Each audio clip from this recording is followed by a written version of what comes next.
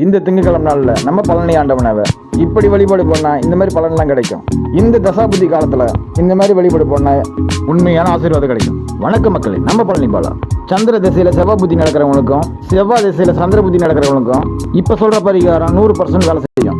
சந்திர திசையில் செவ்வாய் புத்தி நடக்கும்போது புத்திநாதன் செவ்வாய் பகவான் ஆட்சி உச்சம் பெற்று நட்பு பெற்றால இல்லைன்னா சுபகரங்களுடைய பார்வை பெற்றாலும் சரி, விஷயமா புதுசா நல்லது நடக்கும். புது தொழில் தொடங்கலாம், புது நண்பர்கள் உருவாகும், புது உறவுகள் உருவாகும், குழந்தை போற திருமணம் நடக்கும். அதே புத்திநாதன் செவ்வாய் பகவான் நீச்சம் பெற்றால் உடம்பு சம்பந்தப்பட்ட பிரச்சனை, ரத்தம் சம்பந்தப்பட்ட பிரச்சனை, மனசு சம்பந்தப்பட்ட பிரச்சனை, மனசு நிம்மதி இல்லாம இருக்கிறது, பிபி, சுகரு, நிறைய விஷயம் பாதிப்பு ஏற்படும். மனசுக்கும் உடம்புக்கும் கெடுதல் ஏற்படக்கூடிய காலகட்டம். இதுல இருந்து மீள்றதுக்கு வழி இருக்கு சொல்றேன்.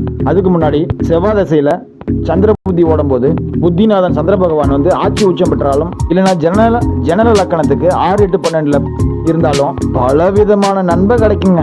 தொட்டதெல்லாம் தொடங்க எல்லாமே நல்லது நடக்கும். இவ்வளவு ஏன் குழந்தை பிறக்காதவங்களும் குழந்தை பிறக்கும். சொத்து சுகம், வீடு வாசல், பேரு புகழ், செல்வாக ராஜாவா வாழ்வான். அதே சந்திர பகவான் புத்திநாதனாகிய சந்திர பகவான் பகைமையான இடத்துல இருந்தாலும், இந்த பாவகரங்கள் சம்மந்தப்பட்டாலும், இல்லை நீச்சம் பெற்றிருந்தாலும் மன நிம்மதி இல்லாம வறுமையும் தரித்திரமோ மன கஷ்டமும் உண்டாகும். எவ்வளவு உயர்ந்த நிலை இருந்தாலும் ரொம்ப கீழ்நிலைக்கு வந்துருவாங்க. இந்த மாதிரி கஷ்டப்படக்கூடிய காலங்களில் திங்கக்கிழமை நாளில் பழனி ஆண்டவனாவை திரு ஆவினன்குடி பழனி ஆண்டவனை காலையில் 6 to 7, மதியம் 1 to 2, நைட் 8 to 9 இந்த நேரங்களில் அர்ச்சனை பண்ணி வழிபடும் போது கஷ்டங்கள் இருந்து மீளலாம். அர்ச்சனைக்கு உண்டான சாமானங்க, பூஜை பொருட்கள், ரோஜா பூ மாலை இல்லைனாக்கில் ஒரு செவ்வரளி மாலை. இந்த கஷ்டப்படக்கூடிய நபருக்கு என்ன வயசு, அந்த வயசுக்கு உண்டான விளக்குகள், தீபத்திரி போடணும், தீபம் ஏற்றணும், வெள்ளை திரியில நெய் தீபம் ஏற்றணும். தீபம் ஏற்றி வழிபாடு பண்ணிட்டு சாமி கிட்ட போயிட்டு அர்ச்சனை பண்ணிட்டு சாமியை தரிசனம் பண்ணிட்டு, இப்போ சொல்ற விஷயம் ரொம்ப முக்கியமான விஷயம். சந்திர திசையில செவ்வாய் புத்தி நடந்தாலும் சரி, செவ்வாய் திசையில சந்திர புத்தி நடந்தாலும் சரி, 7 மாசம் டிராவல் ஆகும். நீங்க கோயில 7 முறை சுத்தி வளம் வரணும். 7 முறை சுத்தி வளம் வந்து அந்த கொடி மரத்தடியில ஒரு 7 நிமிஷமாச்சும் உட்காந்து எந்திரிக்கணும். முழு மனசோட உங்க வேண்டுதல் பிரார்த்தனைய கான்சென்ட்ரேட் மனசு ஒருநிலைப்படுத்தி தியானம் பண்ணி 7 நிமிஷம் தியானம் பண்ணி எந்திரிக்கணும். இப்படி செஞ்ச பல 100 மடங்கு கோடி மடங்கு உங்களுக்கு நல்லது நடக்கும். இந்த விஷயம் என்ன நம்பி வந்த உங்களை மாதிரி மக்களுக்கு, ஆயிரக்கணக்கான மக்களுக்கு சொல்லி ரிசல்ட் கொடுத்த பரிகாரம்.